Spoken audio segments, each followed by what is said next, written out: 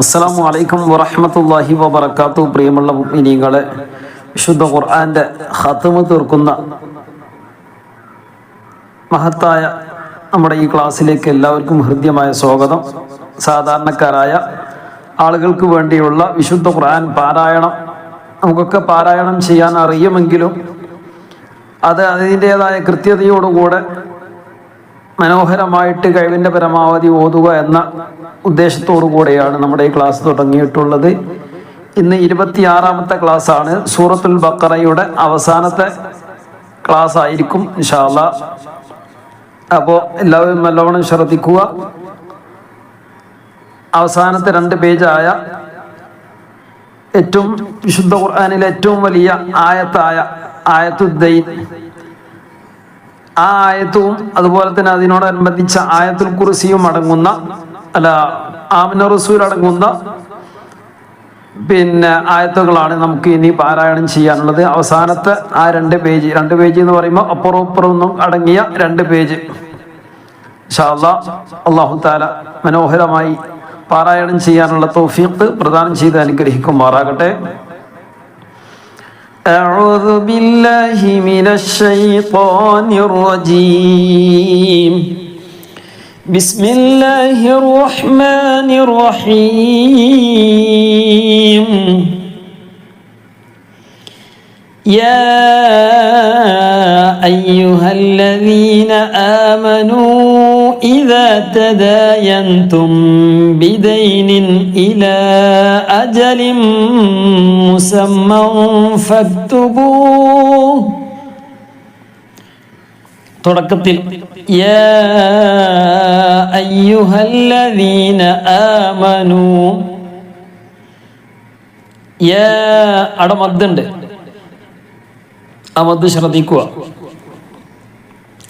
യാ അയ്യുഹല്ലദീന ആമനൂ ഇദാ തദായൻതും ബിദൈനിൻ ഇലാ അജലിൻ മുസമ്മ. കൂട്ടി വായിക്കുമ്പോഴൊക്കെ നല്ലോണം ശ്രദ്ധിക്കുക.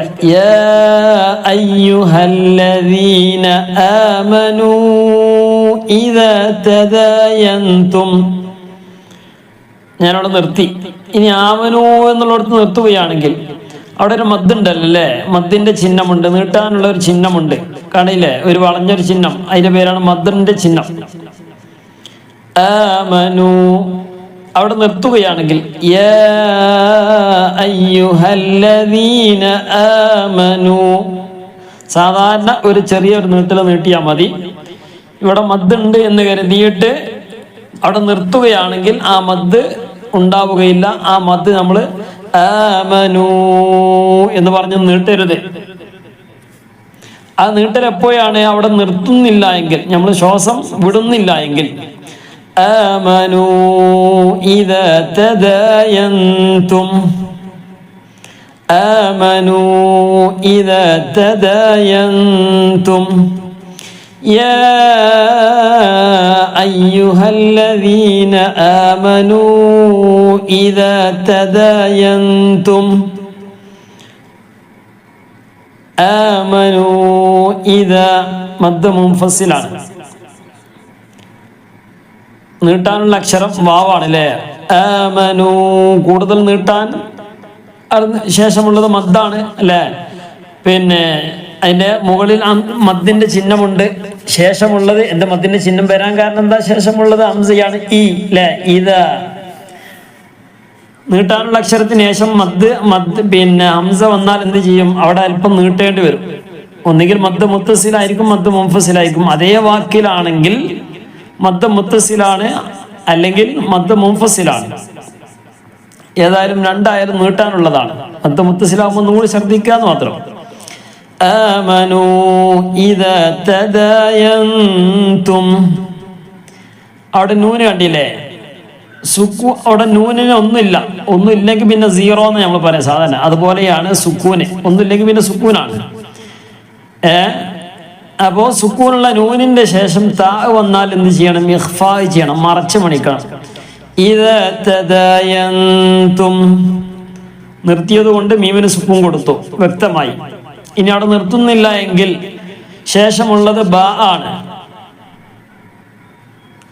നമ്മുടെ നിയമങ്ങൾ നമുക്ക് ഓർമ്മയിൽ ഉണ്ടാകണം. തുടക്കത്തിലേ പറഞ്ഞാൽ ഇനി ഓതുമ്പോഴൊക്കെ എന്ത് ചെയ്യും, നമുക്ക് ഓർമ്മ ഉണ്ടാവും. അപ്പോൾ ഒന്നുകൂടി ഓർമ്മയിൽ കൊണ്ടുവരി. സുക്കൂനുള്ള മീമിന്റെ ശേഷം, മീമിന്റെ നിയമം ഒന്ന് വേറെയാണ്, സുക്കൂനുള്ള നൂനിന്റെയും തെൻവീനിന്റെയും നിയമം അത് വേറെയാണ്. അപ്പോ സുക്കൂനുള്ള മീമ് വന്നാൽ മീമിന്റെ ശേഷം മീമ് തന്നെയാണ് വന്നതെങ്കിൽ ഇദ്ഗാമും ബിഗുന്നയാണ് കൂട്ടി യോജിപ്പിക്കുക. ആദ്യത്തെ മീമിനെ രണ്ടാമത്തെ മീമിലേക്ക് കൂട്ടി യോജിപ്പിക്കുക, ഒരു മീമായിട്ട് പറയാം. അതിന്റെ പേരാണ് ഇദ്ഗാം. അതിന് കൂടെ മണിക്കുകയും ചെയ്യാം എന്ന് പറയാം. ഇനി സുക്കൂനുള്ള മീമിന്റെ ശേഷം ബ ആണ് വന്നതെങ്കിൽ മറിച്ച് മണിക്കണം, ഇഖ്ഫാ ചെയ്യണം. വ്യക്തമാക്കുകയും ചെയ്യാതെ ഒഴിവാക്കുകയും ചെയ്യാതെ, വ്യക്തമാക്കുകയും ഒഴിവാക്കുകയും ചെയ്യാതെ, രണ്ടിൻ്റെയും ഇടയിലായിട്ട് വ്യക്തമായിട്ട് തെദയന്തും എന്ന് വ്യക്തമായി മീമിനെ പറയാതെ, മീമിന്റെ വിഷയമാണ്, മീമ് പറയാതെ ഒഴിവാക്കുകയും ചെയ്യാതെ ഇത് തെദയന്തും ബിദൈൻ, ഇദാ തദായൻതും ബിദൈൻ, ഇദാ തദായൻതും ബിദൈൻ എന്ന് പറയരുത്, ഇപ്പൊ വെളിവായി. തദായൻതും ബിദൈനിൻ ഇലാ അജൽ, ഇലാ അജൽ.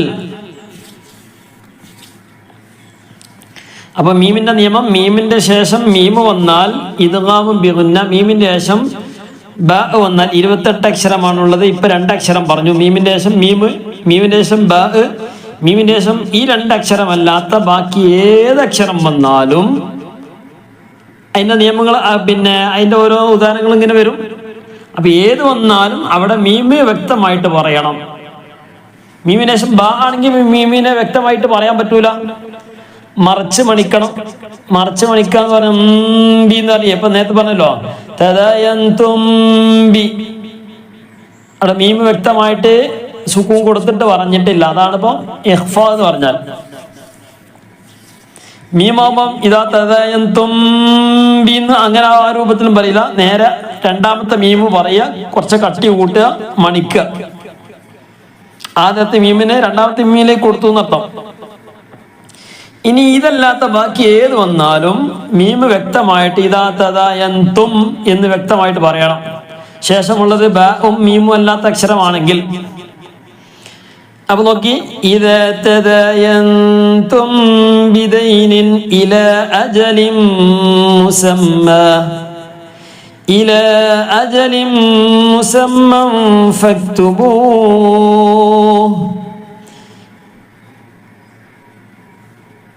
ബിദൈനിൻ വ്യക്തമാക്കണം. ബിദൈനിൻ ഇലാ അജലിൻ മുസമ്മൻ ഫക്തുബൂഹ്, മുസമ്മൻ ഫക്തുബൂഹ്.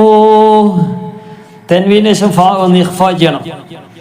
ഇലാ അജലിൻ മുസമ്മൻ ഫക്തുബൂഹ്. അവിടെ വഖ്ഫ് ചെയ്യുമ്പോൾ നമ്മൾ എപ്പോഴും പറയാറുണ്ട്, വഖ്ഫ് ചെയ്യുമ്പോൾ നമ്മൾ പ്രത്യേകം ശ്രദ്ധിക്കണം.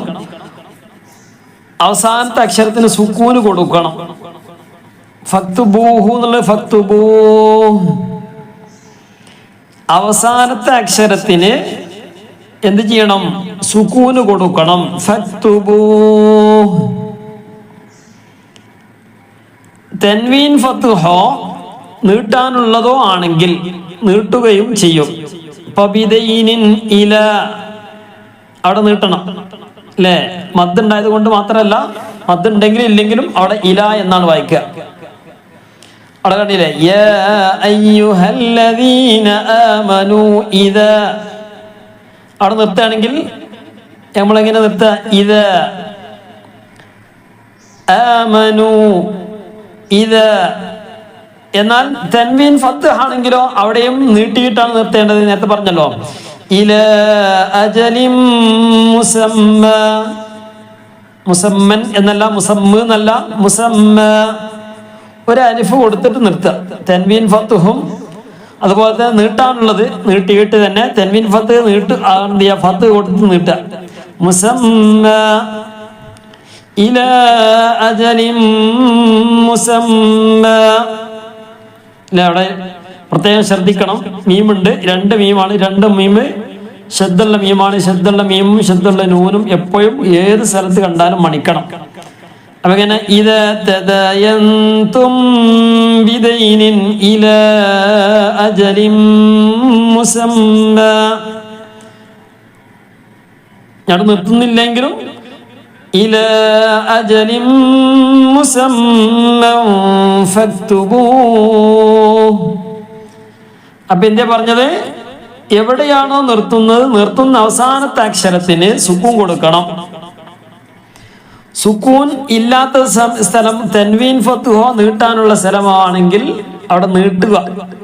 തൻവീൻ ഫത്ഹ് ആണെങ്കിലും നീട്ടുക. മുസമ്മ. ഇപ്പൊ വഖഫ് ചെയ്യേണ്ട രൂപം മനസ്സിലായല്ലോ. വഖഫ് ചെയ്യാന്ന് പറയുമ്പോൾ പല ആളുകൾക്കും എന്താണ് ഈ വഖഫ് എന്ന് പറഞ്ഞാൽ, വഖഫ് എന്ന് പറഞ്ഞാൽ നമ്മളിങ്ങനെ ഓതിക്കൊണ്ടിരിക്കുമ്പോൾ ശ്വാസം വിടല്ലോ, അതിനാണ് ഈ വഖഫ് എന്ന് പറയാം. നമ്മളിങ്ങനെ ഓതിക്കൊണ്ടിരിക്കുമ്പോൾ എവിടെയാണോ വഖഫ് നിർത്തുക എന്ന് പറഞ്ഞാൽ ശ്വാസം വിടുക. ശ്വാസം വിടാൻ നമ്മൾ നിർത്തേണ്ടി വരുമല്ലോ, ഓത്ത് നിർത്തേണ്ടി വരുമല്ലോ. അതിന്റെ പേരാണ് വഖഫ്, നിർത്തുക എന്ന് പറയും. സ്റ്റോപ്പ് ചെയ്യാന്ന് പറയും. സ്റ്റോപ്പ് പറഞ്ഞാൽ ഓത്ത് പറ്റ നിർത്താന്നല്ല, ഇപ്പൊ ഓതിക്കൊണ്ടിരിക്കുന്ന ഭാഗത്ത് നമ്മൾ ശ്വാസം വിടാൻ വേണ്ടി നിർത്തുക. ഓത്ത് നിർത്തുക എന്നല്ല, ശ്വാസം വിടാൻ വേണ്ടി നിർത്തുന്നതിനാണ് വഖഫ് എന്ന് പറയാം. യാ അയ്യുഹല്ലദീന ആമനൂ ഇദാ തദായൻതും. ഞാനവിടെ ശ്വാസം വിടാൻ വേണ്ടി നിർത്തി. അപ്പൊ മീമിന് സുക്കൂൻ കൊടുക്കണം. അവിടെ എന്താണ്, മീമിനൊന്നും ഇല്ലാത്ത സുക്കൂൻ തന്നെയാണ് അല്ലേ. ഞാൻ അവിടെ നിർത്തി. പിന്നെ യാ അയ്യുഹല്ലദീന ആമനൂ ഇദാ തദായൻതും ബിദൈൻ. അപ്പൊ അവിടെ നിർത്തി. തൻവീൻ കസ്റാണ്. തൻവീൻ കസ്റായാലും തൻവീൻ ലമ്മായാലും എന്ത് ചെയ്യണം?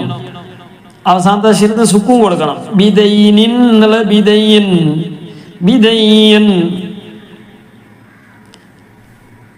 അവിടെ മധ്യ ലീവ് വരുന്നുണ്ടല്ലോ അല്ലേ. ഇൻഷാ അല്ലാഹ് നിർത്തിയപ്പോ ഇലാ അജലിൻ മുസമ്മ ഫക്തുബൂഹ് വൽയക്തുബ് ബൈനകും, വൽയക്തുബ് ബൈനകും.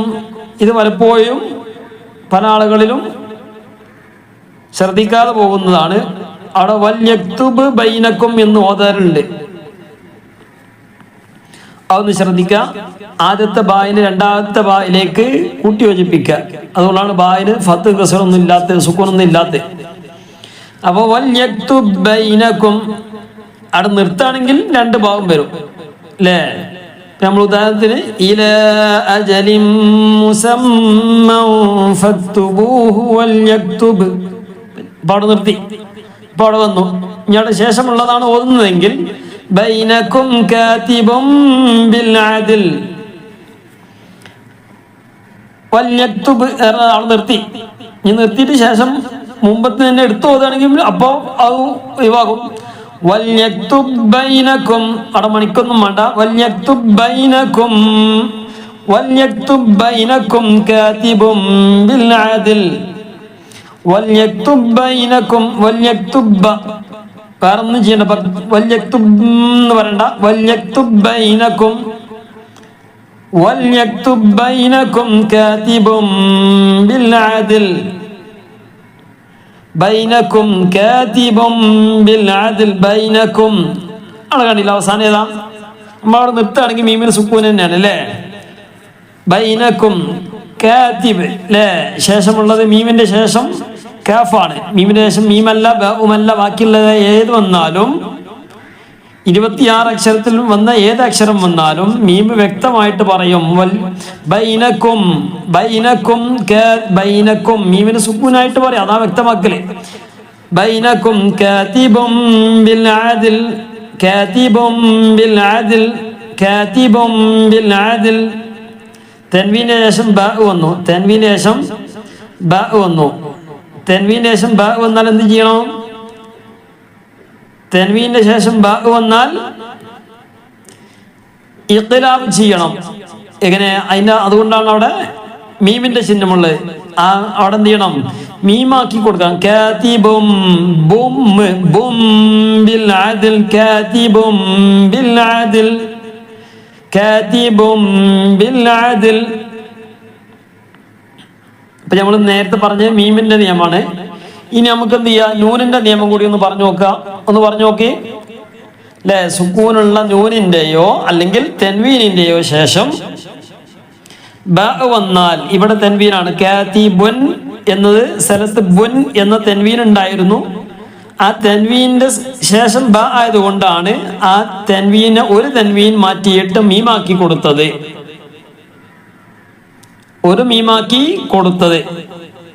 അപ്പോ തെൻവീനിന്റെ ശേഷം സുക്കൂനുള്ള നൂനിന്റെ ശേഷം ബ വന്നാൽ നൂനിനെ മാറ്റി അല്ലെങ്കിൽ തെൻവീനെ മാറ്റി. തെൻവീൻ എന്ന് പറഞ്ഞാൽ തന്നെ നൂനാണ് അല്ലെ. തെൻവീൻ എന്ന് പറഞ്ഞപ്പോ കാതിബുൻ ഉച്ചാരണത്തിൽ നൂനാണ് വരുന്നത്. ബുൻ എന്നുള്ളത് എങ്ങനെ എഴുതുമ്പോ എങ്ങനെ എഴുതാ, ശരിക്കും എഴുതാണെങ്കിൽ എങ്ങനെ എഴുതാ, ബുൻ. അത് തെൻവീനിട്ടാലും നമ്മൾ ഉച്ചരിക്കലെങ്ങനെ പറയലെങ്ങനെ, ബുൻ അല്ലെ, ബുൻ. അപ്പൊ തെൻവീനാണ് നൂനാണ് വരുന്നത്.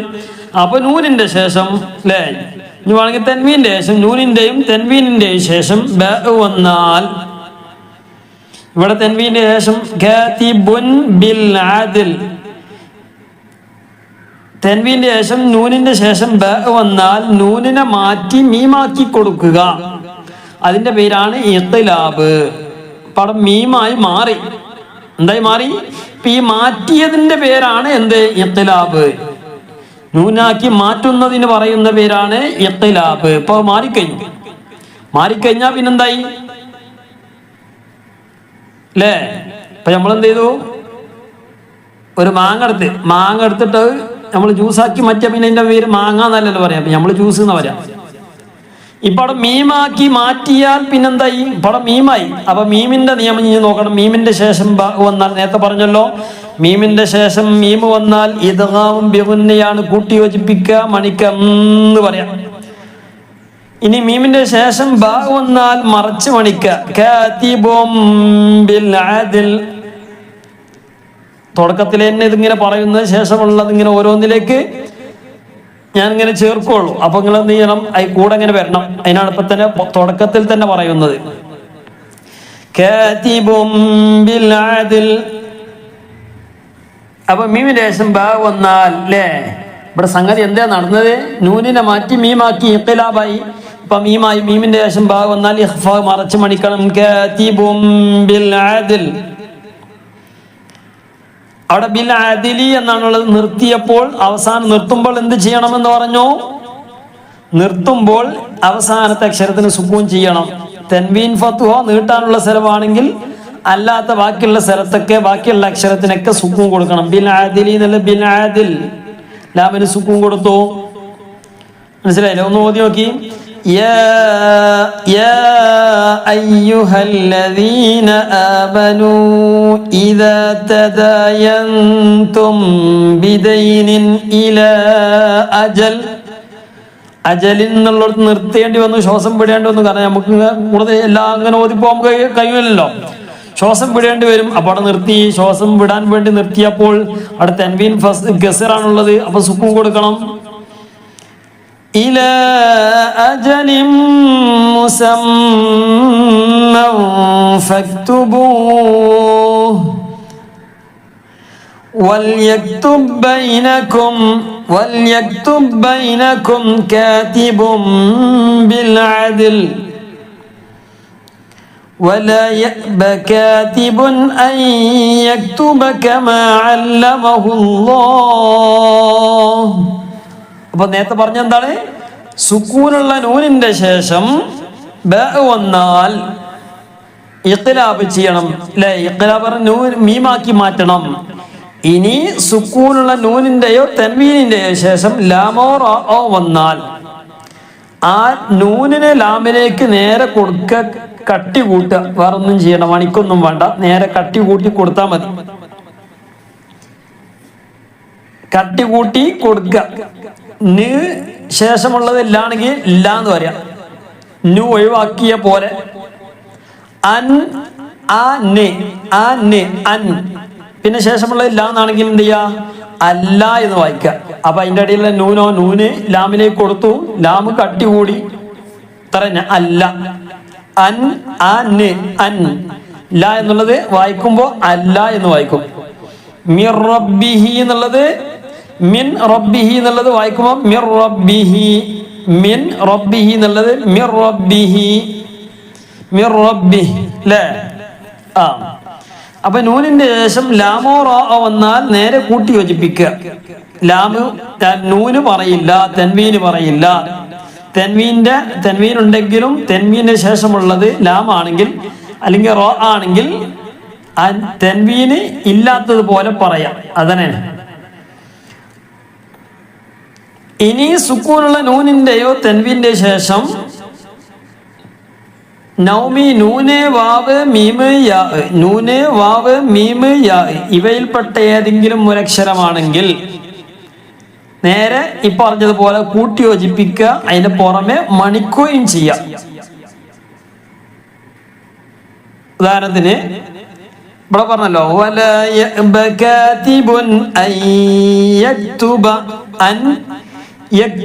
എന്നാണുള്ളത്. കണ്ടില്ലേ? അൻ സുക്കൂനുള്ള നൂനാണ്, ഒന്നില്ല സുക്കൂനാണ്. അപ്പൊ നൂന് പറയാതെ നൂനിന് യായിലേക്ക് കൊടുക്കുക. അപ്പൊ യാ കട്ടി കൂടും. യാ കട്ടി കൂടൽ എങ്ങനെ? ശബ്ദാവും. ശബ്ദ കൂടിയാൽ അയ എന്നല്ല പറയാ, അയ്യ അയ്യ. അതിന്റെ പുറമെ മണിക്കുകയും ചെയ്യാം. നൗമി നൂന് വാവ് മീമ് യാ. ഇതൊക്കെ നമ്മളിങ്ങനെ കഴിഞ്ഞ ക്ലാസ്സിലൊക്കെ ഇങ്ങനെ കേട്ടത്. ആദ്യമായിട്ട് കേൾക്കുന്ന ആളുകൾ ചിലപ്പോൾ ഒരു പ്രയാസം ഉണ്ടാവാൻ സാധ്യത ഉണ്ടോ എന്നുള്ള അറിയില്ല. ഏതായാലും നമ്മളെ ക്ലാസ് ഇങ്ങനെ കേൾക്കുന്നതിലൂടെ ഒരുപാട് പ്രാവശ്യം, കാണാതെ പഠിക്കേണ്ട ആവശ്യമൊന്നുമില്ല, ഒരുപാട് പ്രാവശ്യം ഇങ്ങനെ കേൾക്കുന്നതിലൂടെ നമുക്ക് മനസ്സിലാക്കാൻ സാധിക്കും. അള്ളാഹു തൗഫീഖ് നൽകട്ടെ. അയ്യക്തുബ, അയ്യക്തുബ എന്നല്ല മണിക്ക. അയ്യക്തുബ കമാ അല്ലമഹുല്ലാഹ്.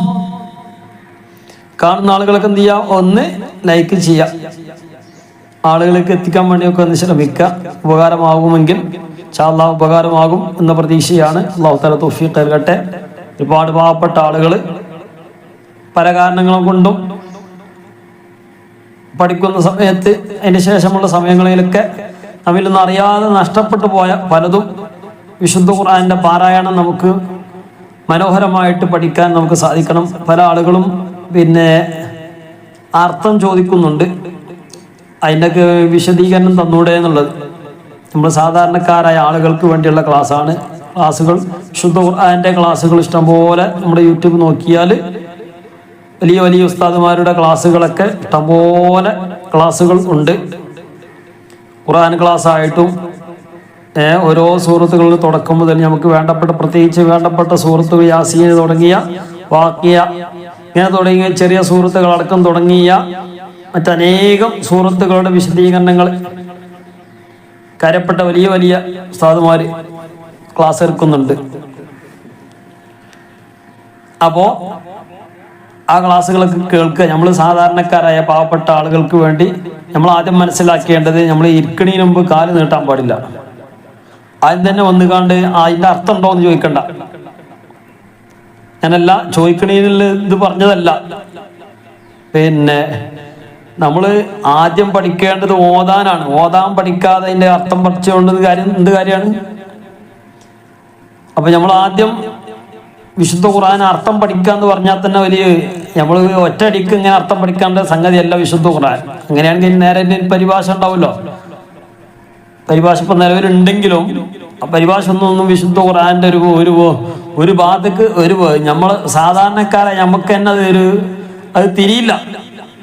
വെറുതെ ഇങ്ങനെ ഒരു അർത്ഥം ഇങ്ങനെ നമ്മൾ ജസ്റ്റ് ഒന്ന് ചിലതൊക്കെ ഇങ്ങനെ തിരിയുമെങ്കിലും ആ വിശുദ്ധ ഖുർആന്റെ എന്താണ് അതിന്റെ ആശയം എന്നുള്ളത് അത് നമ്മൾ കൃത്യമായിട്ട് പഠിക്കുക തന്നെ ചെയ്യണം.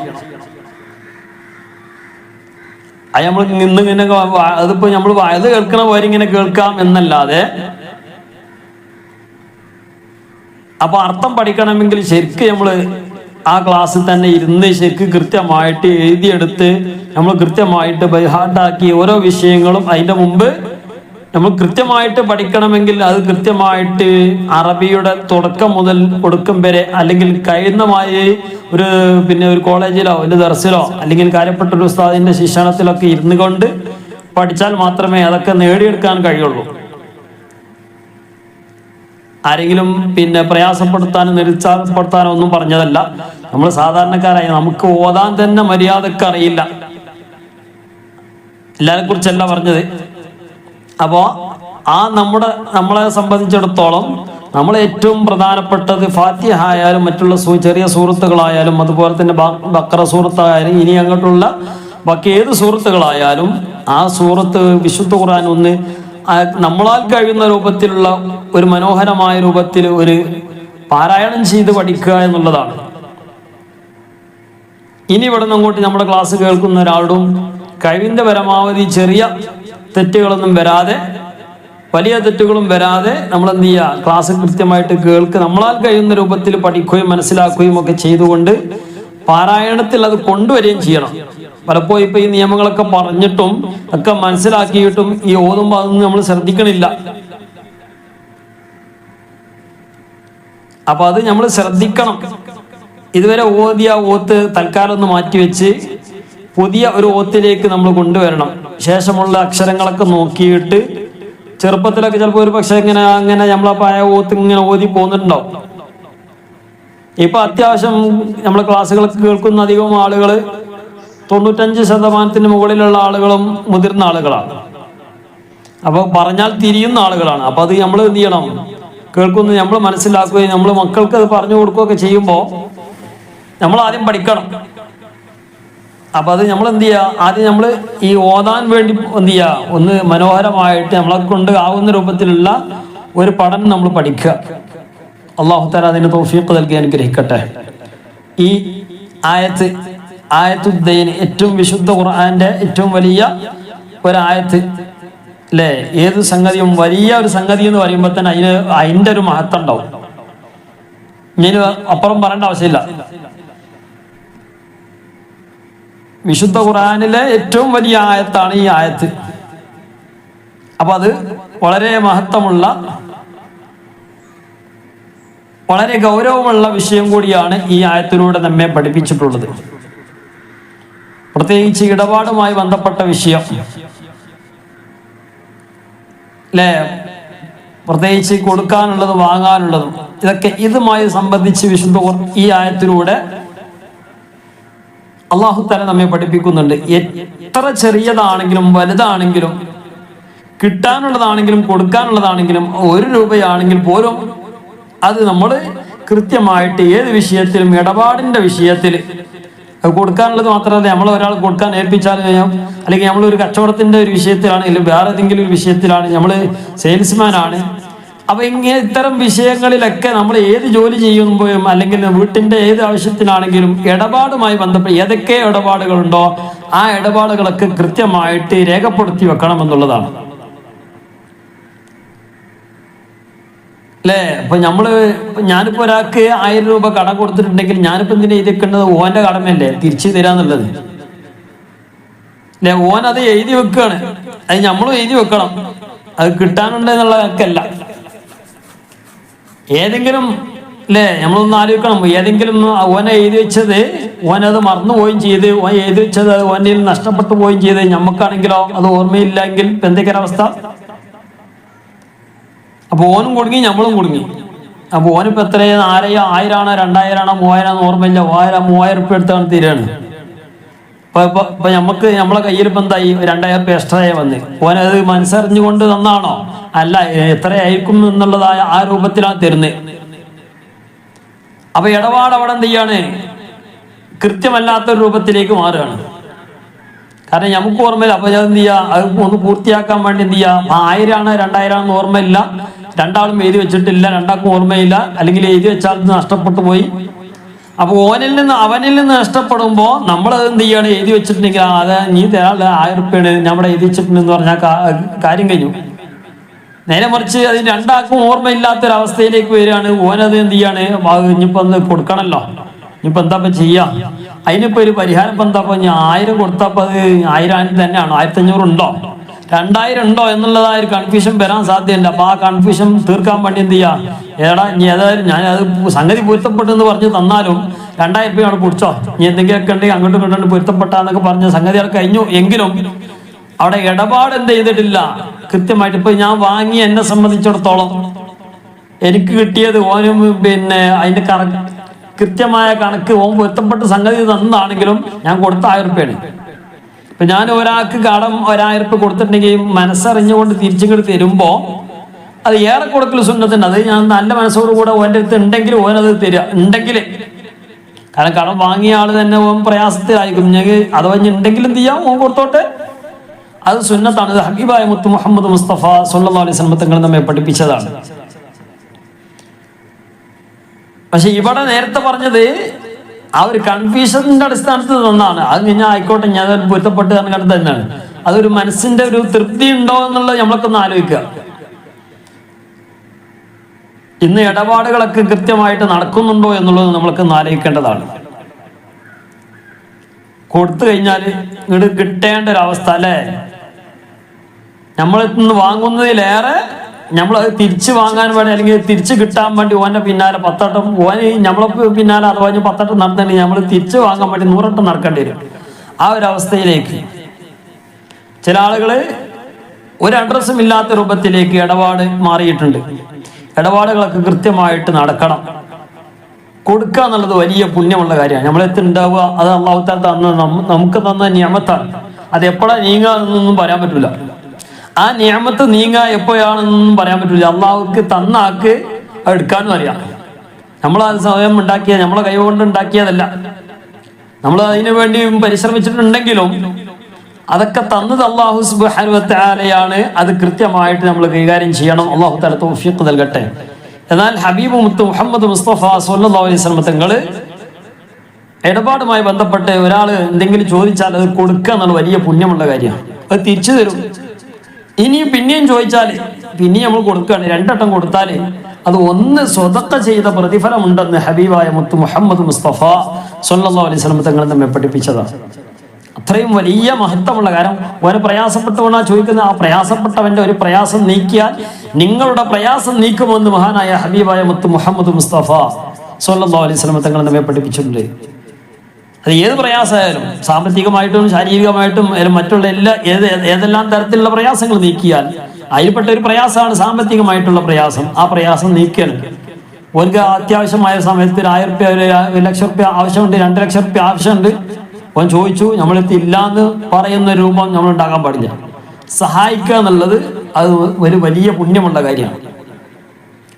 എന്നാൽ കൊടുക്കാൻ പാടില്ലാത്ത ആളുണ്ട്. ഓൻ ഇങ്ങനെ കുറെ ഇങ്ങനെ വാങ്ങാന്നല്ലാതെ കൊടുക്കണ പരിപാടിയൊന്നും ഇല്ല. അങ്ങനത്തെ ആൾക്കാർക്ക് കൊടുക്കേണ്ട ആവശ്യമില്ല.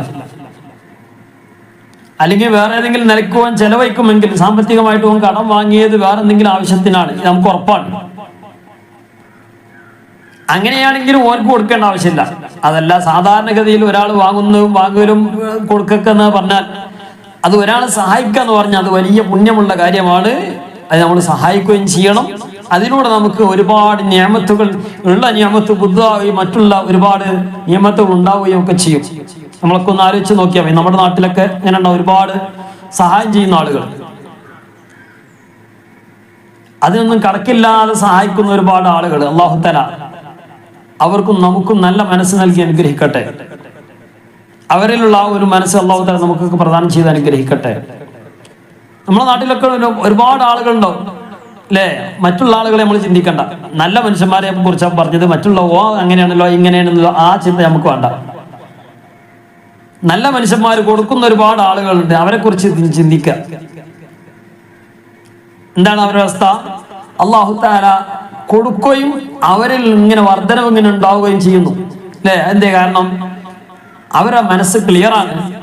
അവർ കൃത്യമായിട്ട് ഇടപാടുകൾ നടത്തുകയും അതുപോലെ തന്നെ ഒരുപാട് ആളുകളെ സഹായിക്കുകയും ഒക്കെ ചെയ്യുന്നു. അതിലൂടെ അവർക്ക് അവരുടേതായ നിയമത്തുകൾ ഇങ്ങനെ കൂടി ഇങ്ങനെ വരികയാണ്. നമ്മൾ ആ നിയമത്ത് ആരും പറയില്ല. നേരെ മറിച്ച് ആരും കൊടുക്കാത്തന്നെ ഭയങ്കര പിശുക്കനാന്നറിയും. ഈ പറയുന്ന ആൾ അതിന് വേറെ ഭയങ്കര പിശുക്കനായിരിക്കും. അപ്പൊ ആ ഒരു സ്വഭാവം നമ്മളിൽ ഉണ്ടാക്കുക. നമ്മൾ മറ്റുള്ള ആളുകളെ കുറ്റവും കുറവൊക്കെ നോക്കി നടക്കുക. ആ ഒരു പരിപാടി നമ്മളൊക്കെ എന്ത് ചെയ്യുക? ഒഴിവാക്കുക. നമ്മളെ ശരീരം കാത്ത് സംരക്ഷിക്കുക. നമ്മുടെ കുടുംബത്തിന്റെ കാര്യങ്ങളൊക്കെ നമ്മൾ നോക്കുക. നമ്മുടെ മക്കളെ കാര്യങ്ങളൊക്കെ, നമ്മുടെ വേണ്ടപ്പെട്ട കാര്യങ്ങളൊക്കെ നമ്മൾ നോക്കുക. അല്ലാഹു തആല തൗഫീഖ് നൽകട്ടെ. അപ്പൊ ഇടപാടുമായി ബന്ധപ്പെട്ട വിഷയം വളരെ ഗൗരവമുള്ള വിഷയമായതുകൊണ്ട് തന്നെയാണ് അല്ലെ, മരിച്ചു ചെല്ലുന്ന സമയത്ത് ആ ഇടപാട് അല്ലെ നമ്മൾ ചോദിക്കുമല്ലോ, ഇന്നാൾ മരിച്ചിട്ടുണ്ട്, നമ്മളെ മുമ്പിലുള്ള ജനാസ ബാധ്യതകളൊക്കെ ഏറ്റെടുക്കാൻ അവർ മക്കൾ ഏറ്റെടുത്ത് ആരും ഏറ്റെടുക്കാത്ത ഒരവസ്ഥയാണെങ്കിൽ പടച്ച റബ്ബ് കാക്കട്ടെ. അങ്ങനത്തെ ഒരു അവസ്ഥ വരാതിരിക്കട്ടെ. മക്കളും ഏറ്റെടുക്കുന്നു. നമ്മളൊക്കെ എന്ത് ചെയ്യുക, ഇടപാടുകൾ കൃത്യമായിട്ട് നമുക്ക് എന്ത് ചെയ്യുക, ആവശ്യമുള്ളത് നമ്മളെ ഖദറിനനുസരിച്ച് നമ്മളെ കണക്കിനനുസരിച്ച് എന്ത് ചെയ്യുക, നമ്മളെ ഒരു അപ്പുറത്തുള്ള ഒരാളെ കൂട്ടുകാരനെ നോക്കിയിട്ട് മറ്റുള്ളവരെ നോക്കിയിട്ട് നമ്മളെ കാര്യം നടത്തിയാൽ അതിലൊരു നിരക്കും ബർക്കത്തുണ്ടാവില്ല. മാത്രമല്ല നമ്മൾ പൈസ ഉണ്ടാകും, അപ്പുറത്തുള്ള ഒരു വലിയ വീട് വെച്ചിട്ടുണ്ട്, അപ്പുറത്തുള്ള വലിയ കാറ് വാങ്ങിയിട്ടുണ്ട്, ഇങ്ങനെയൊക്കെ മനസ്സിലാക്കിയിട്ട് നമ്മളെന്ത് ചെയ്യുക, ഒരു വലിയ കാറ് വാങ്ങുക, വലിയ വീട് വാങ്ങുക, വലിയ ആഭരണം വാങ്ങുക.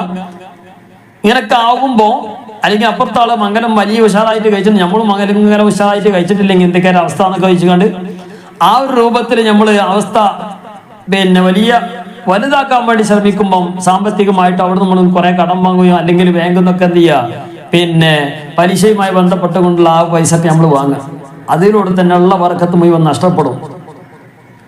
അപ്പൊ അതൊക്കെ നമ്മൾ വളരെയധികം ശ്രദ്ധിക്കുക. സാമ്പത്തികമായിട്ടുള്ളതിനനുസരിച്ച് എന്ത് ചെയ്യുക, ചെലവാക്കുകയും ആളുകൾക്ക് സഹായിക്കുകയും ഒക്കെ ചെയ്യാം.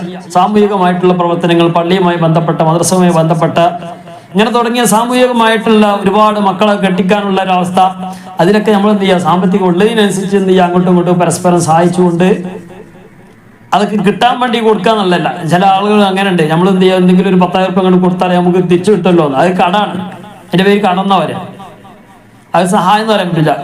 കട കൊടുത്തിട്ടുള്ള സഹായം അത്രേ പറയാൻ പറ്റുള്ളൂ. നമ്മൾ സ്വതക്കകൾ ധാരാളം ചെയ്യുന്നവരായിട്ട് മാറണം. അള്ളാഹു തആല തൗഫീഖ് നൽകി അനുഗ്രഹിക്കുമാറാകട്ടെ. അള്ളാഹു തആല ആ രൂപത്തിലേക്ക് കാര്യങ്ങളൊക്കെ നടത്താനൊക്കെ ഉള്ള തൗഫീഖ് അള്ളാഹു തആല പ്രദാനം ചെയ്ത് അനുഗ്രഹിക്കുമാറാകട്ടെ ഇൻഷാ അല്ലാഹ്. നമ്മുടെ ഈ ക്ലാസ് ഇൻഷാ അല്ലാഹ് ഒരു പക്ഷേ ഈ ആയത്ത് മാത്രമേ ഉണ്ടാവുകയുള്ളൂ. അതുകൊണ്ട് അടുത്ത ക്ലാസ്സിൽ നമുക്ക് എന്ത് ചെയ്യാം, ആമന റസൂലും അതുപോലെ തന്നെ അതിന് മുമ്പുള്ള ഒരു ആയത്തും കൂടി നമുക്ക് ഓതി അടുത്ത ക്ലാസ്സോടുകൂടി നമുക്ക് അവസാനിപ്പിക്കാം. നമ്മൾ ഇന്നത്തെ ഈ ക്ലാസ്സിൽ ഇത് രണ്ടും കൂടി ഉൾക്കൊള്ളിക്കാനായിരുന്നു ഉദ്ദേശിച്ചിരുന്നത്. ഇൻഷാ അല്ലാഹ് നമുക്ക് അടുത്തതിൽ നോക്കാം. അപ്പൊ നോക്കി,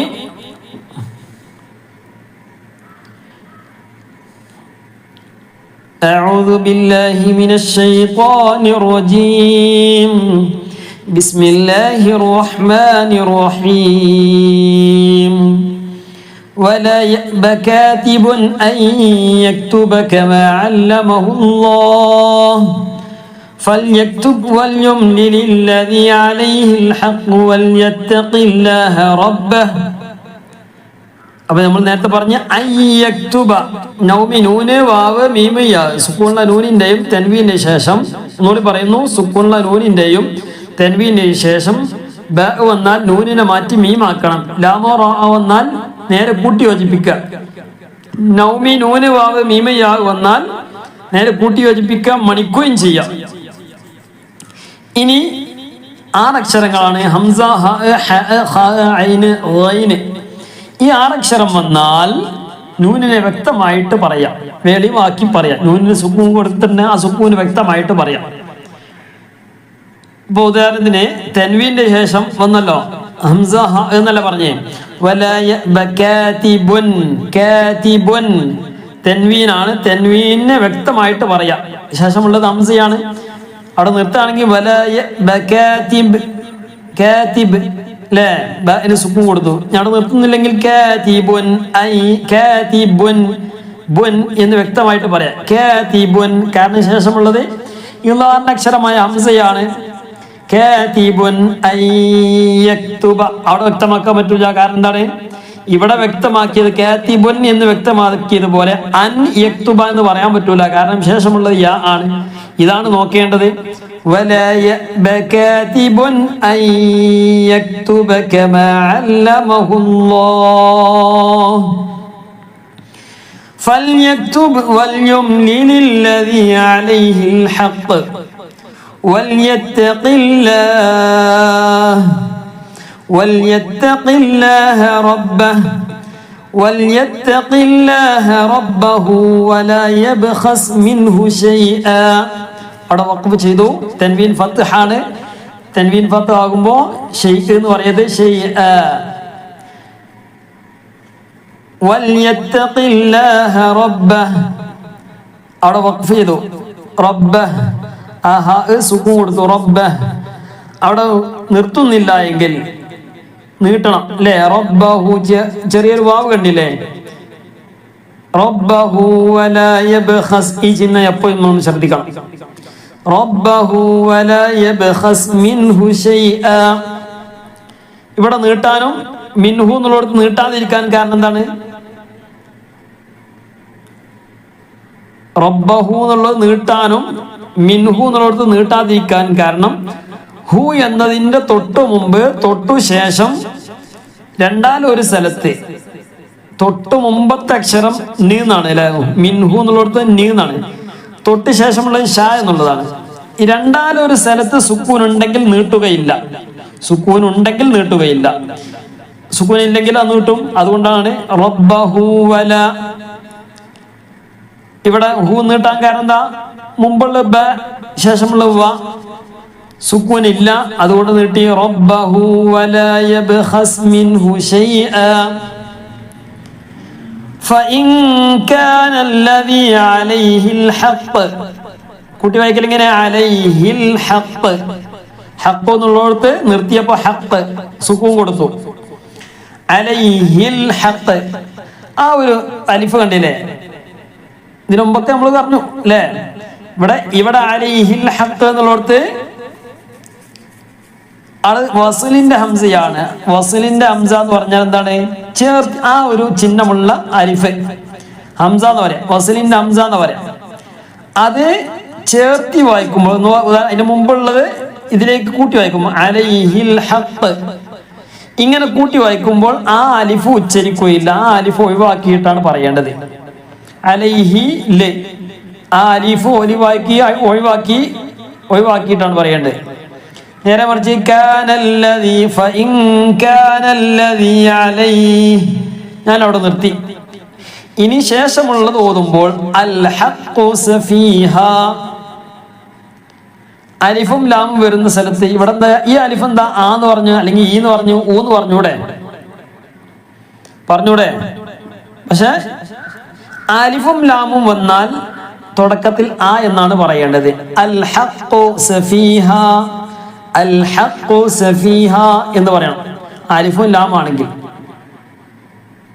ഔ ലഈഫാ അലൈഹിൽ ഹഖ്, അലൈഹിൽ ഹഖ് സഫീഹൻ ഔ ലഈഫാ, ഔ ലഈഫാ സഫീഹൻ.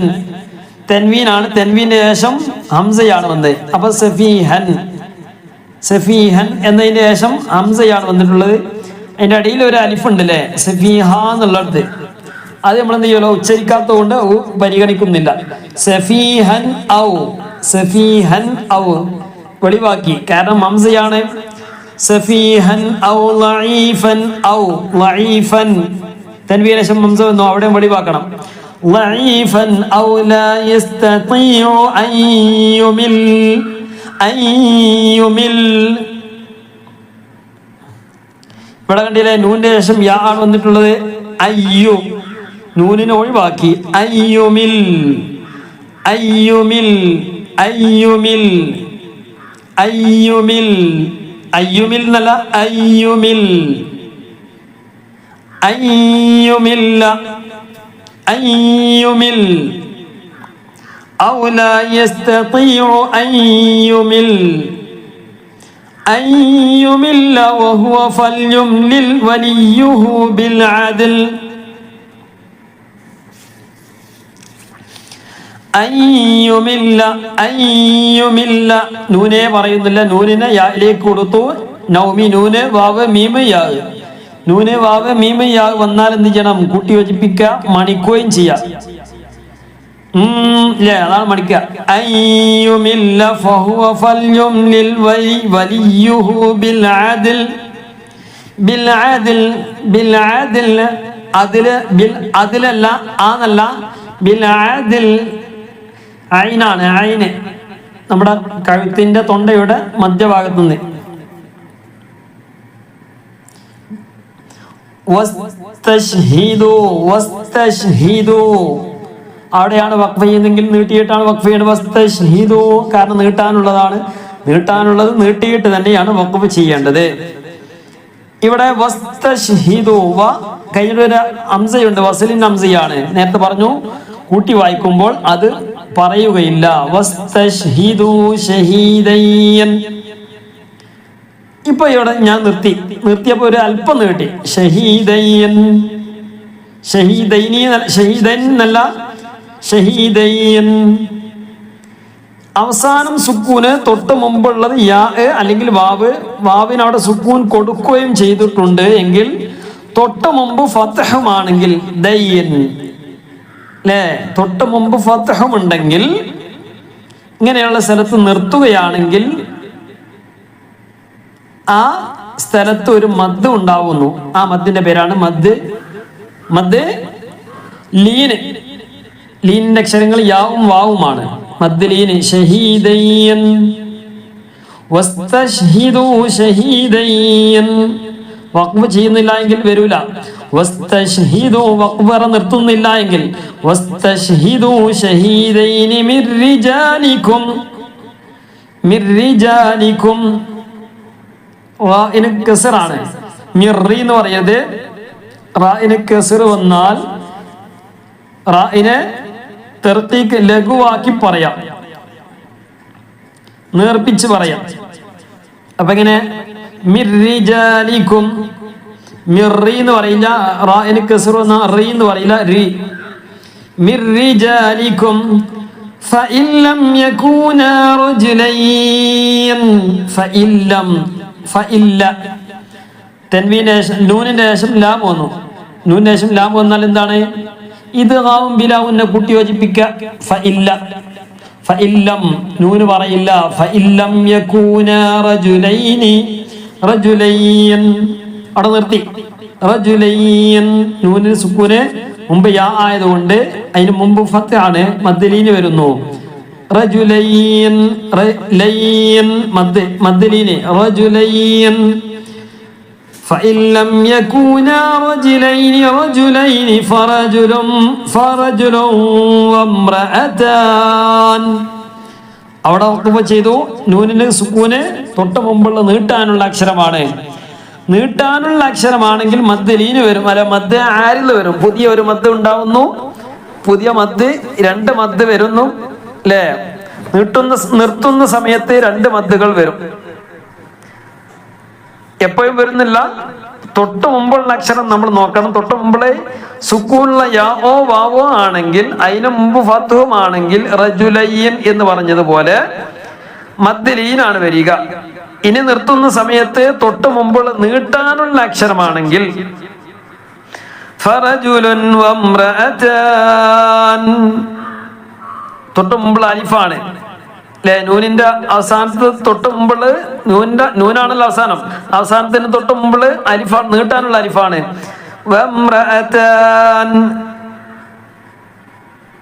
വംറഅതാൻ, വംറഅതാൻ. അവിടെ ഇടയിലുള്ളത് വസലിൻ ഹംസ ഒഴിവായി.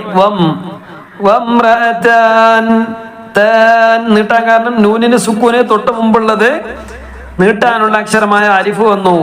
അപ്പോൾ താൻ മദ് ആരിൽ വരുന്നു. വംറഅതാനി മിമ്മൻ തർളൗന മിനശ്ശുഹദാ. മിം ശദ്ദുള്ള മീമ് മണിക്ക, അതിനുശേഷം സുക്കൂനുള്ള നൂന് താ വന്നു. താ നേരത്തെ പറഞ്ഞു ഇല്ലാത്ത അക്ഷരങ്ങള്, അതല്ലാത്ത ബാക്കിയുള്ളതൊക്കെ എന്ത് ചെയ്യണം? ഇഖ്ഫാ ചെയ്യണം എന്ന് പറഞ്ഞിരുന്നു. ഇഖ്ഫാന്റെ അക്ഷരങ്ങളാണ് താ. നമ്മളെ ചാർട്ടിലേക്ക് നോക്കിയിട്ടുണ്ടല്ലോ അല്ലെ, ചാർട്ട് നോക്കിയാൽ മതി. മിമ്മൻ തർളൗന മിനശ്ശുഹദാ. മിനശ്ശുഹദാ ഏത് മദ് മുത്തസ്സിലാണ്. നീട്ടാനുള്ള അക്ഷരത്തിന് ശേഷം ഹംസ വന്നത് അതേ വാക്കിലായതുകൊണ്ട് മദ് മുത്തസ്സിലാണ് വരിക. മിനശ്ശുഹദാഇ അൻ തളില്ല ഇഹ്ദാ, അൻ തളില്ല ഇഹ്ദാഹുമാ. ഇഹ്ദാഹുമാ, ഇഹ്ദാഹുമാ. ഒന്ന് ഹ ഒന്ന് ഹ. ഇഹ്ദാഹുമാ നിർത്തിയപ്പോൾ നീട്ടാനുള്ളത് കൊണ്ട് ഇഹ്ദാഹുമാ എന്ന് പറഞ്ഞതന്നെ. ഇഖ്ഫാ ചെയ്യണം. അൻ തളില്ല ഇഹ്ദാഹുമാ ഫതുദക്കിറ ഇഹ്ദാഹുമാ. فتذكر إحداهما الأخرى فتذكر إحداهما الأخرى فتذكر إحداهما الأخرى ഇഹ്ദാഹുമാൽ എന്ന് പറയില്ല, ഹുമാന്ന് ഉണ്ടെങ്കിലും നീട്ടാനുള്ളതിന് ശേഷം സുക്കൂനുള്ള അക്ഷരങ്ങൾ വന്നാൽ അവിടെ ആ നീട്ടാനുള്ളത് ഒഴിവാകും. ഇഹ്ദാഹുമൽ ഉഖ്റാ വലാ യഅബ ശുഹദാഉ ഇദാ മാ ദുഉ വലാ തസ്അമു അൻ തക്തുബൂഹ്. നിർത്തിയപ്പോ ഹായിന് സുക്കൂൻ കൊടുത്തു. അൻ തക്തുബൂഹു സഗീറൻ ഔ കബീറൻ. സഗീറൻ സഗീ കഴുത്തിന്റെ മേലെ ഭാഗത്ത് സഗീറൻ ഔ കബീറൻ ഇലാ അജലിഹി. أن تكتبوه صغيرا أو كبيرا إلى أجله.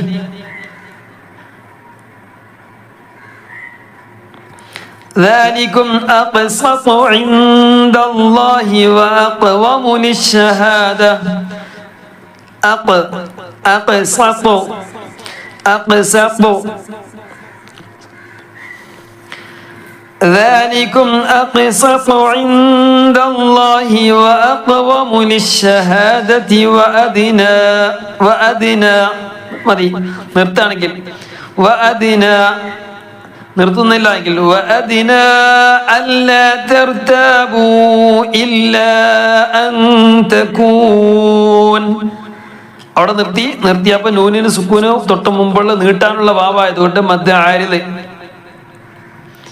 ഇവിടെ ഓതുമ്പോൾ മദ് പ്രത്യേകം ശ്രദ്ധിക്കണം. അവസാനം വരുന്ന മദ് ചിഹ്നമുള്ള മദ്. അല്ലാ തർതാബൂ ഇല്ലാ അൻ തകൂന ഇഖ്ഫാ ചെയ്യണം. അവിടെ നിർത്താണെങ്കിൽ ഇല്ലാ അൻ കഴിഞ്ഞു. നിർത്തുന്നില്ല എങ്കിൽ ഇല്ലാ അൻ തകൂന തിജാറതൻ ഹാദിറ. ഈ താ വഖഫ് ചെയ്യുമ്പോ ഇവിടെ തൻവീൻ ഫത്ത് ആണല്ലോ അല്ലേ.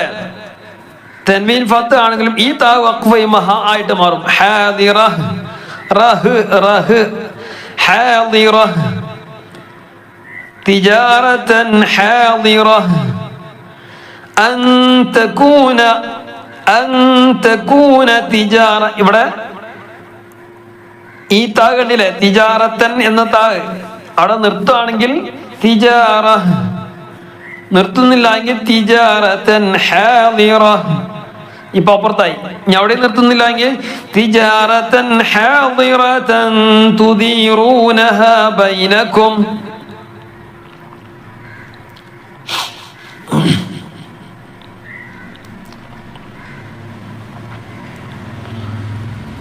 تديرونها بينكم فليس عليكم جناح ألا تكتبوها. ജുനാഹുൻ തൻവീന്റെ ശേഷം ഹംസ വന്നു. വ്യക്തമാക്കണം, ഇദ്ഹാർ ചെയ്യണം.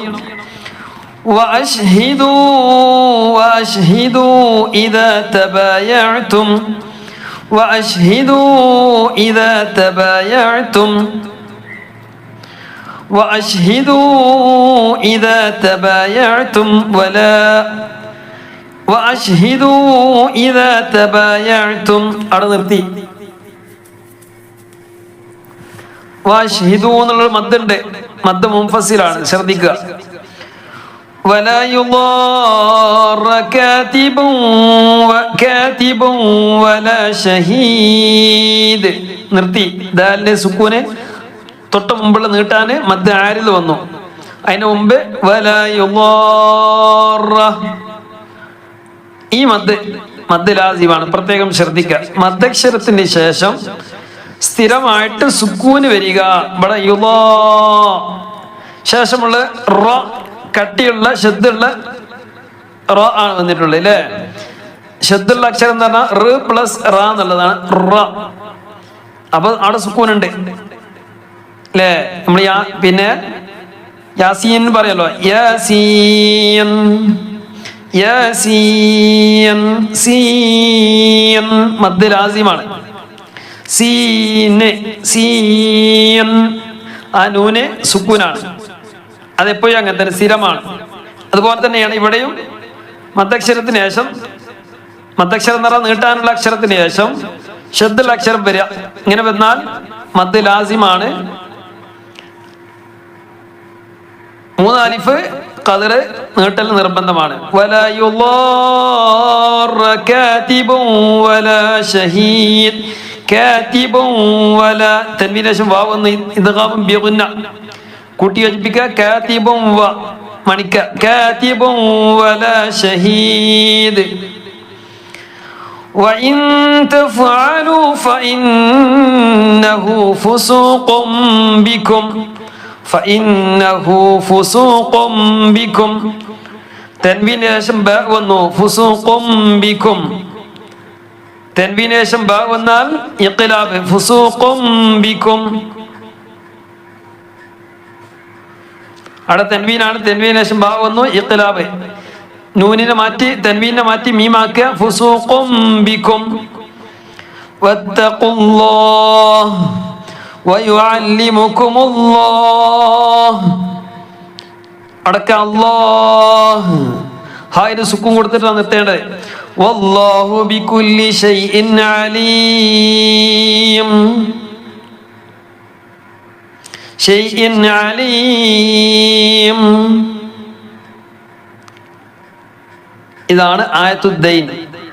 അല്ലാഹു തആല മനോഹരമായിട്ട് വിശുദ്ധ ഖുർആൻ പാരായണം ചെയ്യാനുള്ള തൗഫീഖ് പ്രദാനം ചെയ്ത് അനുഗ്രഹിക്കുമാറാകട്ടെ. ഒരുപാട് ആളുകൾ ദുആ ചെയ്യാൻ വേണ്ടി പറഞ്ഞിട്ടുണ്ട്. ഈ വിശുദ്ധ ഖുർആൻ നമ്മൾ ഓതിയ ഈ വിശുദ്ധ ഖുർആന്റെ ബറക്കത്ത് കൊണ്ട്, നമ്മൾ ഓതാൻ പോകുന്നതിന്റെ ഒക്കെ ബറക്കത്ത് കൊണ്ട്, മഹത്തായ ഈ വിശുദ്ധ കലാമിന്റെ ബറക്കത്ത് കൊണ്ട്, ഹബീബായ മുത്ത് മുഹമ്മദ് മുസ്തഫ സ്വല്ലല്ലാഹു അലൈഹി വസല്ലം തങ്ങളുടെ ഒക്കെ ബറക്കത്ത് കൊണ്ട് നമ്മുടെ ആഖിബത്ത് അല്ലാഹു തആല നന്നാക്കി നൽകി അനുഗ്രഹിക്കുമാറാകട്ടെ. ഒരുപാട് ആളുകൾ ദുആ ചെയ്യാൻ വേണ്ടിയൊക്കെ പറഞ്ഞിട്ടുണ്ട്. പലവിധ ഉദ്ദേശങ്ങൾ പറഞ്ഞുകൊണ്ട്, പ്രത്യേകിച്ച് കഴിഞ്ഞ ദിവസം ഞാൻ പറഞ്ഞിരുന്നു, ഒരു സഹോദരിക്കും വേണ്ടി വലിയ പ്രയാസത്തിലാണ്. വലിയ ഭർത്താവാണെങ്കിൽ വലിയ രോഗത്തിൽ, അതുപോലെ തന്നെ മകനാണെങ്കിലും ഒരു ചെറിയ ഒരു ഓപ്പറേഷനുമായി ബന്ധപ്പെട്ടുകൊണ്ട് മറ്റൊരു സ്റ്റേറ്റിലേക്ക് പോകേണ്ട ഒരു അവസ്ഥ വന്നിട്ടുണ്ട്. ചെറിയൊരു പ്രയാസം വന്നിട്ടുണ്ട്. അവിടെ പോയാൽ അതിൻ്റെ കാര്യങ്ങളൊക്കെ വ്യക്തമാവുകയുള്ളൂ എന്ന് പറഞ്ഞു. ഏതായാലും നല്ല റാഹത്തുള്ള ഒരു റിസൾട്ട് നൽകി അനുഗ്രഹിക്കട്ടെ.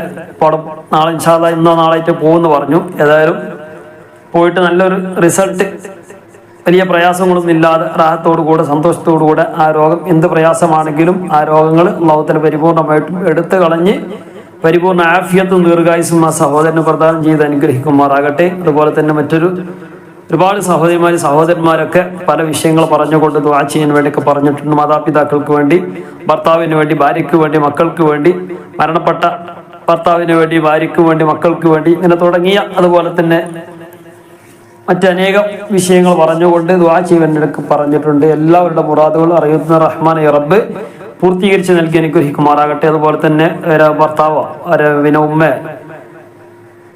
മരണപ്പെട്ട 16-ന്റെ ദിവസമായിട്ടുള്ളത് പറഞ്ഞു. അതുപോലെ തന്നെ ഭർത്താവ് മരിച്ചിട്ട് കുറച്ച് ദിവസങ്ങളായിട്ടുള്ളവരിന്, അതുപോലെ തന്നെ മാതാപിതാക്കളുടെ ആണ്ടിന്റെ ദിവസമാണ് വരുന്ന ദിവസം എന്ന് പറഞ്ഞു.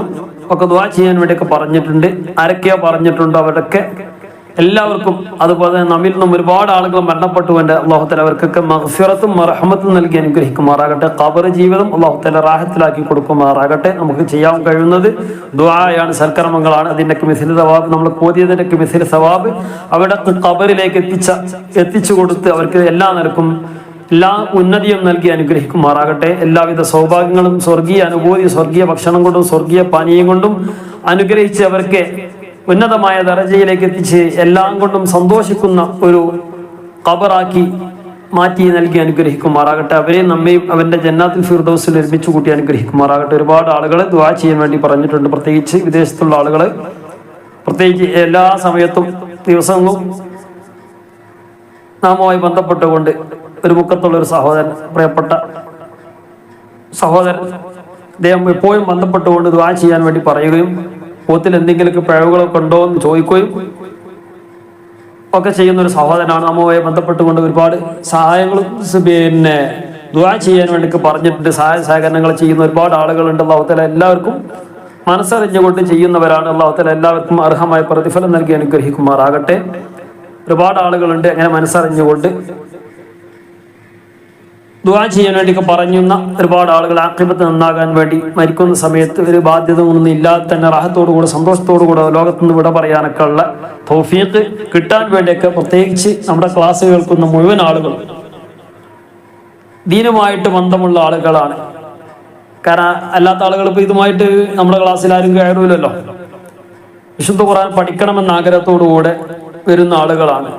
എന്തെങ്കിലും ഒന്ന് കിട്ടിയാൽ അത് നമ്മുടെ ജീവിതത്തിൽ പകർത്താം എന്ന ഉദ്ദേശത്തോടു കൂടെ വിശുദ്ധ ഖുർആൻ പാരായണം ചെയ്യുമ്പോൾ ഓതുന്ന സമയത്തൊക്കെ മനോഹരമായിട്ട് ധാരാളം ഖത്മുകൾ തീർക്കുന്ന ആളുകളാണ്.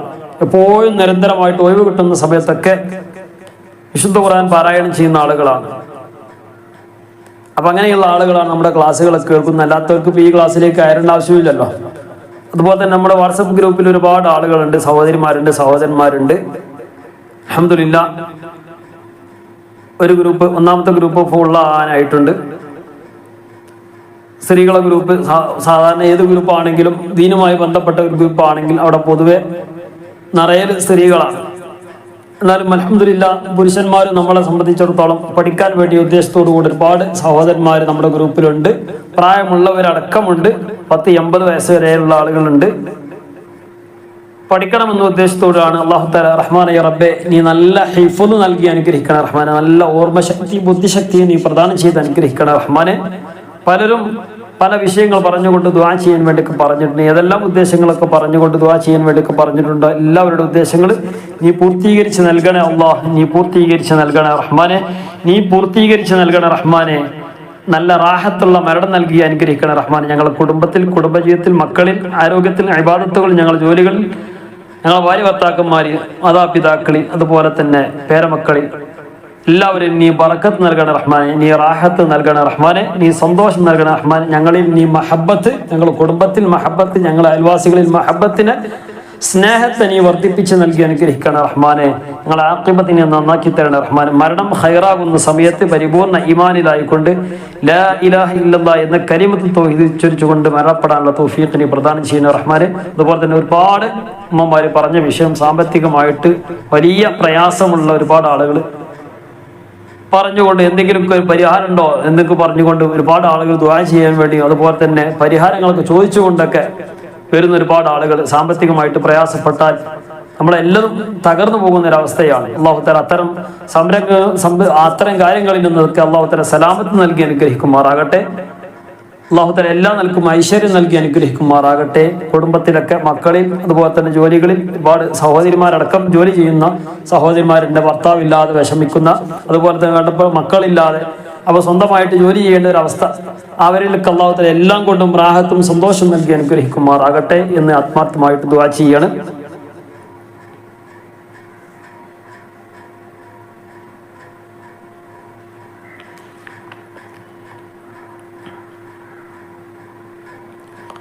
നമുക്കൊന്നും കൂടി ഒന്ന് ദുആ ചെയ്യാം. ഒന്നുകൂടി ഒന്ന് നമുക്ക് ഓതിയിട്ട് അവസാനിപ്പിക്കാം. എല്ലാവരും കഴിവിന്റെ പരമാവധി മനോഹരമായിട്ട് വീണ്ടും വീണ്ടും ആവർത്തിച്ച് ഓതുക. എന്തെങ്കിലൊക്കെ സംശയം ഉണ്ടെങ്കിൽ നമ്മുടെ താഴെയുള്ള നമ്പറിൽ ഒന്ന് കോണ്ടാക്ട് ചെയ്താൽ മതി ഇൻഷാ അല്ലാഹ്. പിന്നെ ഒന്ന് ഭാഗം ക്ലിയറാക്കുക. എല്ലാവരും ലൈക്ക് ചെയ്യാൻ, ബാക്കിയുള്ള ആളുകളൊക്കെ ഉണ്ടെങ്കിൽ ഒന്ന് ലൈക്ക് ചെയ്യുക. അതുപോലെ തന്നെ നിങ്ങളെ വിലപ്പെട്ട അഭിപ്രായങ്ങൾ അറിയിക്കുക, കൂട്ടുകാർക്ക് അയച്ചു കൊടുക്കുകയും ചെയ്യാം. അതുപോലെ തന്നെ മറ്റൊരു കാര്യം പറയാനുള്ളത്, ഇൻഷാ അല്ലാഹ് നമ്മുടെ ഏതെങ്കിലും നാട്ടിലുള്ള നമ്മളെ ഈ ശബ്ദം ശ്രവിക്കുന്ന ആരെങ്കിലൊക്കെ ഉണ്ടെങ്കിൽ വിശുദ്ധ ഖുർആൻ കിട്ടണമെന്ന് ആഗ്രഹിക്കുള്ളവരുണ്ടെങ്കിൽ ഇൻഷാ അല്ലാഹ് കൊടുക്കണമെന്ന് ആഗ്രഹിക്കുന്നവരുണ്ടെങ്കിലും അതും അറിയിക്കുക. പിന്നെ ഖുർആൻ പൈസ ഉണ്ട്, പക്ഷെ നമുക്ക് വേണ്ടപ്പെട്ട ഒരു ഖുർആൻ കിട്ടുന്നില്ല എന്നൊരവസ്ഥ ഉണ്ടെങ്കിൽ ഇൻഷാ അല്ലാഹ് അത് അയച്ചു കൊടുക്കുന്നതാണ്. അപ്പോൾ വേണ്ടപ്പെട്ട ഖുർആൻ, ഈ വലിയ ഖുർആൻ വേണ്ടവരുണ്ടെങ്കിൽ, അതുപോലെ തന്നെ മറ്റുള്ള ഖുർആൻ വേണം എന്നുള്ള ആഗ്രഹിക്കുന്ന ആരെങ്കിലും ഉണ്ടെങ്കിൽ ഇൻഷാ അല്ലാഹ് ഒന്ന് ബന്ധപ്പെട്ട ആ ഖുർആൻ നിങ്ങൾക്ക് പോസ്റ്റ് വഴി അത് എത്തിച്ചു തരുന്നതായിരിക്കും. വിശുദ്ധ ഖുർആൻ കൈൻ്റെ പരമാവധി എന്ത് ചെയ്യുക, നമ്മൾ അടുത്തുള്ള ഏതെങ്കിലും സ്ഥലത്തൊക്കെ ഉണ്ടെങ്കിൽ അവിടെ പോയിട്ട് എന്ത് ചെയ്യുക, വാങ്ങുക. അതിന് സൗകര്യമില്ലാത്ത ആളുകളൊക്കെ ഉണ്ടെങ്കിൽ എന്ത് ചെയ്യുക, നിങ്ങൾ ഉദ്ദേശിച്ച ഖുർആൻ ഉണ്ടെങ്കിൽ, ബുക്ക് സ്റ്റാളിലുണ്ടെങ്കിൽ അത് നിങ്ങൾക്ക് എത്തിച്ചു തരാനുള്ള സൗകര്യം ചെയ്തു തരുന്നതായിരിക്കും ഇൻഷാ അല്ലാഹ്. ആ കാര്യം ഒന്ന് ഉണർത്തുകയാണ്. നിങ്ങൾ ഉദ്ദേശിച്ച ആ റേറ്റിനുള്ള സാധനം അവിടെ ഉണ്ടെങ്കിൽ അത് ഞങ്ങൾക്ക് എത്തിച്ചു തരും. അത്രേ പറയുന്നുള്ളൂ ഇൻഷാ അല്ലാഹ്. അപ്പൊ അതുകൊണ്ട് ഇനി ആരും പ്രയാസപ്പെടണ്ടെന്നാണ് പറഞ്ഞത്. ഖുർആൻ ഇല്ലാത്തൊരു വിഷമം, അല്ലെങ്കിൽ നിങ്ങൾ പിന്നെ പഴയ ആൾക്കാർക്ക് ഇനി പഴയ മുസാഹിബ് തന്നെ ഓതാൻ കഴിയുള്ളൂ എന്നുള്ളവരുണ്ടോ? അപ്പൊ അങ്ങനത്തെ മുസാഹിബ് കിട്ടാനാണോ, അല്ലെങ്കിൽ പുതിയൊരു മുസാഹിബ് കിട്ടണം എന്ന് ആഗ്രഹിക്കുന്നവരുണ്ടെങ്കിൽ എന്ന് പറഞ്ഞാൽ മദീനത്ത് നിന്ന് കൊണ്ടുവരുന്ന അതുപോലത്തെ ആ പ്രിന്റിൽ കൊണ്ടുവരുന്ന ആ ഒരു മുസാഹിബ് ഖുർആൻ കിട്ടണം എന്ന് ആഗ്രഹിക്കുന്നവരുണ്ടെങ്കിൽ എന്ത് ചെയ്യാവുന്ന ബന്ധപ്പെട്ടാൽ മതി ഇൻഷാ അല്ലാഹ്. ആ താഴെ നമ്പർ ബന്ധപ്പെട്ടാൽ മതി, നിങ്ങൾക്ക് അത് അയച്ചു തരുന്നതായിരിക്കും. أعوذ بالله من الشيطان الرجيم. بسم الله الرحمن الرحيم. يا أيها الذين آمنوا إذا تداينتم بدين إلى أجل مسمى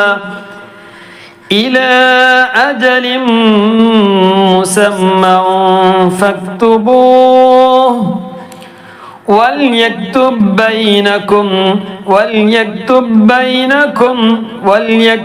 بينكم كاتب بالعدل ولا يأب كاتب أن يكتب كما علمه الله فليكتب وليملل الذي عليه الحق وليتق الله ربه ولا يبخس منه شيئا فإن كان الذي عليه الحق سفيها أو ضعيفا أو لا يستطيع أن يمل هو فليملل وليه بالعدل واستشهدوا شهيدين من رجالكم فإن لم يكونا رجلين فرجل